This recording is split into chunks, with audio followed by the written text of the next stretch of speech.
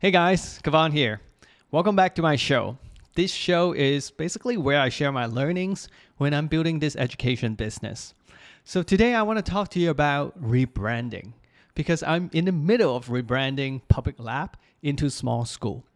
And this new name has created some kind of reaction from the people that I talked to so far. What they say is, well, I don't even know what your school is about from the two words. Or they would say, it doesn't get the idea across. And most of the time they say, why small? What's so special about small? So today I want to break down the process of me finding this new name for my business.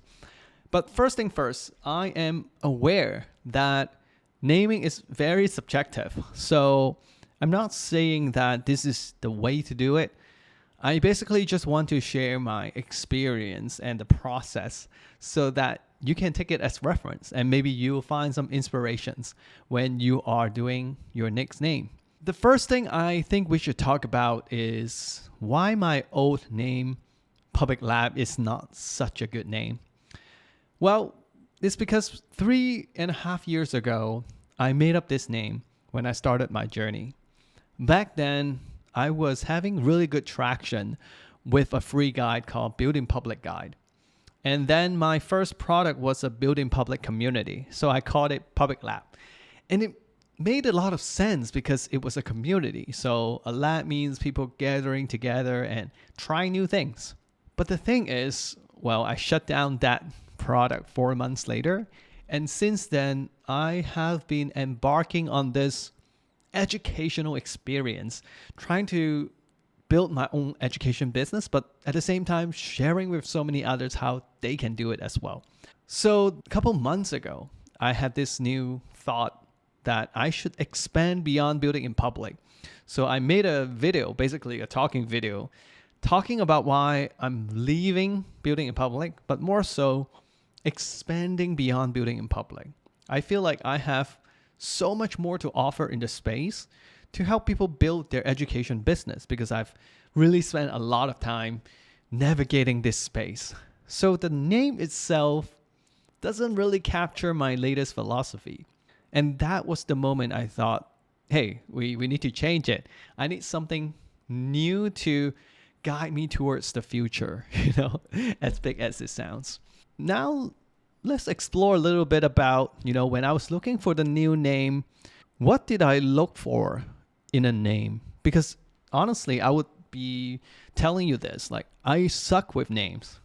I really have a hard time naming my business or even my products or my newsletter or my show. It takes me some time to really get to that. But this time I wanted to do it more intentionally. I knew my mistakes making different names up in the past, so I want to avoid those mistakes. And thankfully, I saw a framework from Alexandra Watkins. And the framework itself is called Smile and Scratch. So it basically has a few elements that a good name has. And let me quickly talk through you what those criteria is. The first one is the name should be suggestive. So in the past, I actually made a lot of mistakes about this. For example, my book, Find Joy in Chaos. I pretty much regret that name because it's so vague. It doesn't really suggest what it is about. I mean, it's finding joy, but what kind of joy? We're not looking for the name telling the full picture because I feel like it's nice to have some mystery in the name, but it should at least give you some hints like what this business is about. Second one, you have to be memorable. So the name, it's a name that people would say it a few times and then they would find it, oh, this is really nice. Like, this is so sticky. That is important because Public Lab, I don't think is memorable at all. It's kind of just an interesting name. Yeah. The third one is imagery. So looking at the name, can it paint a picture in people's mind when they close their eyes? Can they see something? And then number 4 is legs. Can it be used as a theme to extend beyond just the brand name? The last one is super, super important. It's emotional. Can the name be, taking people's emotions out? Public lab, honestly, I don't think people feel anything. It's kind of like, oh, okay, you run public lab, sure. But there should be some meaning behind the words that people feel, I really, really feel that this is the right place for me. So here are the 5 elements. And now I want to kind of share with you how I arrived at the name Small School. Basically, it took me a while to figure out the name. As I told you, I'm terrible at this. So I was brainstorming for about 2 months. And I had a Google Sheet where I mapped out all the adjectives, nouns, verbs that are related to my philosophy. I just wrote everything down because I want to try to mix and match to see would they work together. The thing is, nothing really stood out at that time. What makes it even harder is that, when you get a brand name, you also want to try to find the .com domain.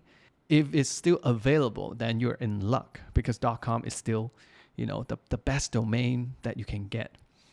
And I can tell you that I have like 3 columns of like maybe 20 to 30 words each. And the best name I could came up with was Skillshare. It sounds like Skillshare.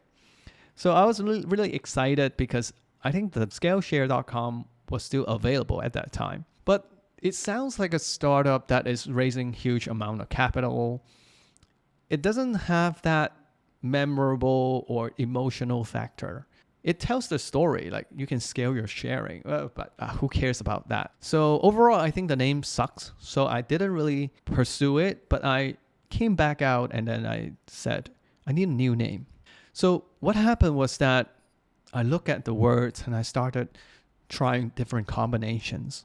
I'm still a big fan of the word school because I talk a lot about ways of teaching and learning.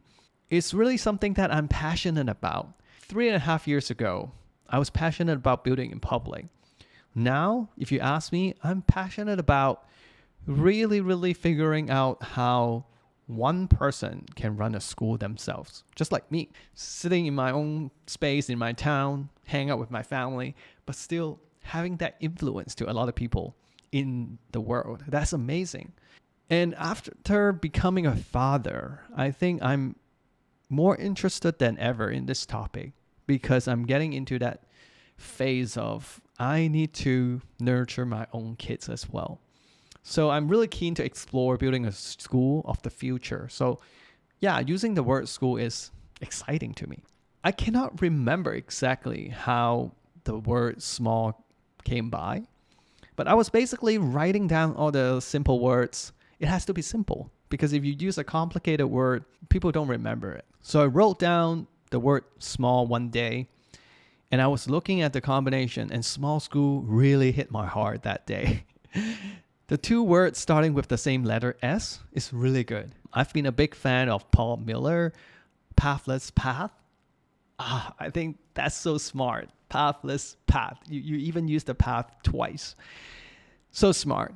After coming up with the small school name, I sat on it for a few days. I talked to my wife and I started thinking if that's the right name for me. And I think that the moment really hit me was when I asked myself what I hate about how people do things out there and how different is my approach. The biggest thing I see is a lot of people out there are looking for growth, scale, virality. But I'm just here focusing on all the small details. Like I really care about quality. So everything has to be kind of working with a high standard. And so far it has been serving me well. So that was the moment I think I can really do small school. But when we look at the 5 criteria I was telling you that I learned from Eat My Words, let's look at it that way. Suggestive. I think it's suggestive. I mean, the word school implies that this is serious about education, even though you don't really know who this is for, but you'll figure it out, right? Memorable. I think so. This word really paints the picture of a learning environment around me. And the word small is very, very visual. So that connects well with imagery. And then legs. Wow, I can start creating a lot of things under the school brand, right? I can do campus, I can do students, I can do all these different things. And emotional, I think so. Because when people talk about going slow, doing the right things, being focused on serving the people around you, that's a very emotional thing to connect with. So it really hits all the criterias under the smile and scratch framework. But at this moment, I'm just thinking, well, I love the name, but what about other people? What would they think about this name other than my wife? So I started reaching out to many different people, basically two groups. One is peers, people who are in the same space, and then the other group is my existing customers, aka students. So I reached out to a few people, like Mark Schutz from M. Academy, Alex Lowe from Steel Club, Evelyn Chapman. These are all my peers. I love them. They have great work. And they give me really good feedback as well. And then I also talk to some students like Jenny, Janice, Jeremy, and so many others. The hardest part when it comes to asking people, hey, what do you think of this name? Is that I think a lot of people would seek confirmation on whether the name is good. Like they would look for a hell yes. Like people would be super excited. But I'm not looking for that because I know I'm the one who is closest to my business. I'm the one who knows the future of my business. So no one would just read a name and be like, hell yes. Really, no one. So I don't really want confirmation. But what I was very focused on finding out is when someone hear this name, what's their mental journey? What's the reaction? What's the positive or negative feeling in the first impression? And I want to see whether there's any downside or limitation for future, right? If there's something that I'm not aware of with this name, then I better find out right now. And I already know the name has potential because of the framework. What I really want to find out is like, yeah, what people with different background are thinking about this name. Next, I'm going to tell you what exactly happened. Most people, when I asked them about the name, they said it's memorable, but it's hard to know what the school is about or who the school is for. It's not very clear in the two words. And then a lot of people ask, why small? I'm intrigued, but tell me more, why small? Boom. When I hear this reaction, I knew the name was good. And it was the reaction that I wanted. Because I didn't want to give everything away in the brand name. I want to have some curiosity that people would go like, why small? I want to go find out. Because in a very logical way, a lot of people think like a name should be very clear and tells the full picture. In this case, Creator School might be the most straightforward name that I can use because it tells people that it's an educational business. It's for creator. Okay, you got everything. But to me, it's just way too boring. I mean, it's not memorable. A lot of Creator School out there. So I'm not really buying it. The reaction of, what is this about? Tell me more. I'm not clear what you're talking about. This is really what I'm looking for. The last part of this episode, I want to tell you a particular story that I have with one of the people that I asked. I'm not going to share his or her name, but I want to share our conversations a little bit. That really confirms that I have a good name. So this person said, word to word, I'm quoting this person, I'm a very ambitious person. So the name is horrible for me. That's the first line this person told me. Then this person went on, I always want to strive and improve. So joining a small school immediately sounds like I'm being held back. When I heard these few lines, I was like, okay, that hurts, but let's talk a little bit more. So we chatted for some more, and then I explained my philosophy. I explained how I came up with this name, what's wrong out there, what's my true belief, and all that. This person actually got back to me and said, oh yeah, that's great. The name could totally work for you. This person said this because this person knows my work. This person knows that I'm the kind that really put care into the details. And the name matches well with the way I think and act. But the thing that got me really happy was that one day this person said to me, I love the small school name so much. Completely changed my mind on this. It very much resonates with me, my thoughts, how I try to run my business. I think building small should be the default for everyone. Again, I'm quoting word to word. This is exactly what this person told me. So from that, I knew I had the name because I went from a curious person to someone who's learning all about my philosophy, to someone falling in love with the meaning, the purpose that I'm trying to bring to the world. That is the journey that I'm looking for. At that moment, I was really happy. So to wrap this up, I bought the domain smallschool.is and I started rebranding it. I have a checklist of all the things that I need to do. And I actually have a really fun story about choosing and buying domain. But I think we should leave it for another time because this episode is getting out of hand. So at this point, the name is set. But I'm really curious because now you know that I'm going to rebrand and start running small school. I want to see if you're connecting with the things that I say. Would you want to focus on the small things so well that you can build your own school, but with great impact? I'm curious about your story and what you're going to say.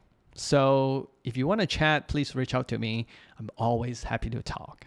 Anyway, I hope that you learned something from my way of choosing this name. So the next time when you have a name that you need to create, for example, a brand name, a newsletter name, a podcast name, a product name, I hope you can reference this story and the thought process behind it, or even the process to talk to people to get their insights.